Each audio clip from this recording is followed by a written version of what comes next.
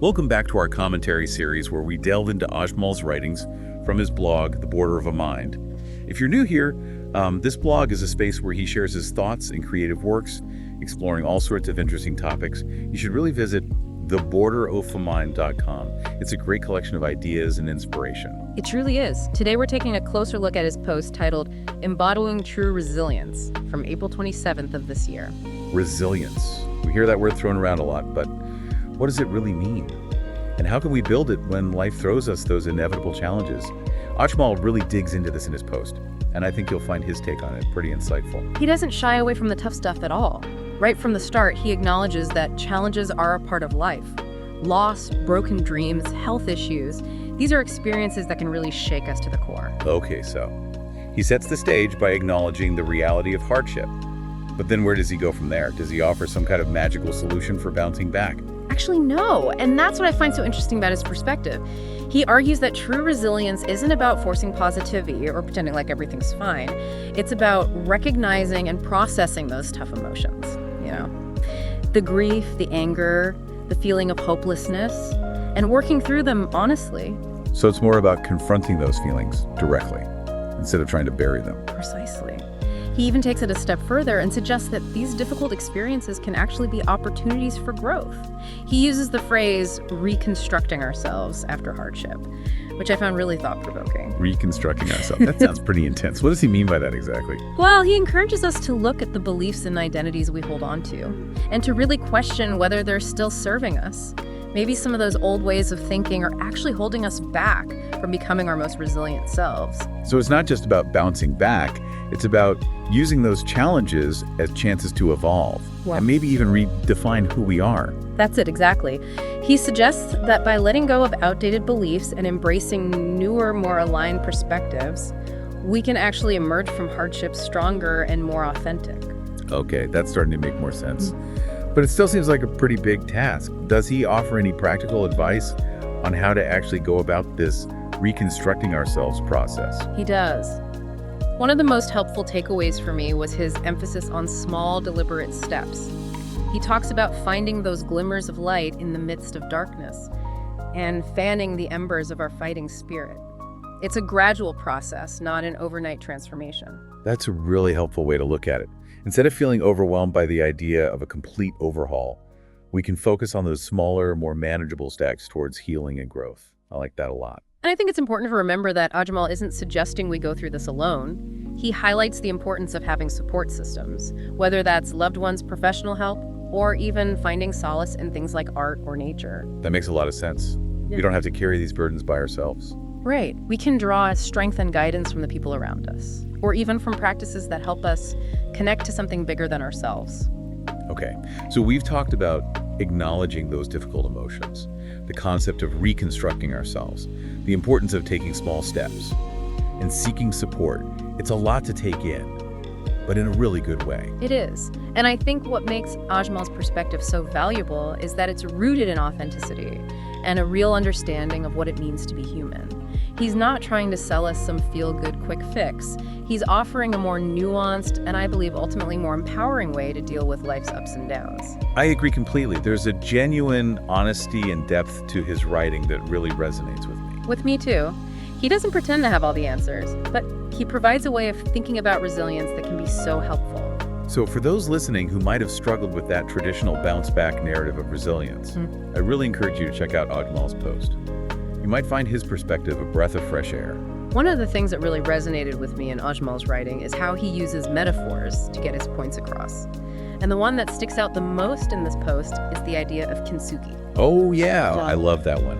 For anyone who might not know, kintsugi is this really beautiful Japanese art where they repair broken pottery with gold. So instead of trying to hide the cracks, they're actually highlighted. It makes the piece even more unique and beautiful. Exactly. And Ajmal uses this as such a powerful analogy for our own journeys with resilience.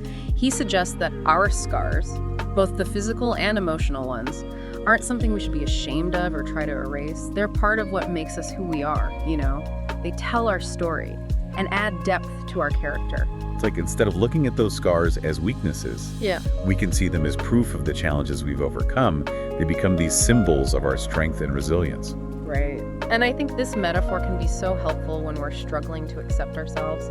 It reminds us that our imperfections don't make us any less worthy. They actually make us more interesting and valuable. That's so powerful. And it makes me think about how often we try to present this perfect, polished version of ourselves to the world, when the truth is we're all a little bit broken in our own ways. Absolutely. And I think social media really amplifies that pressure to portray a perfect life. But Ajmal's work encourages us to embrace our true selves, cracks and all. And to realize that those imperfections are actually what make us relatable and unique. Exactly. And I think that's a really freeing message. It gives us permission to let go of the need to be perfect and embrace our own individual journey, scars and all. That's so true.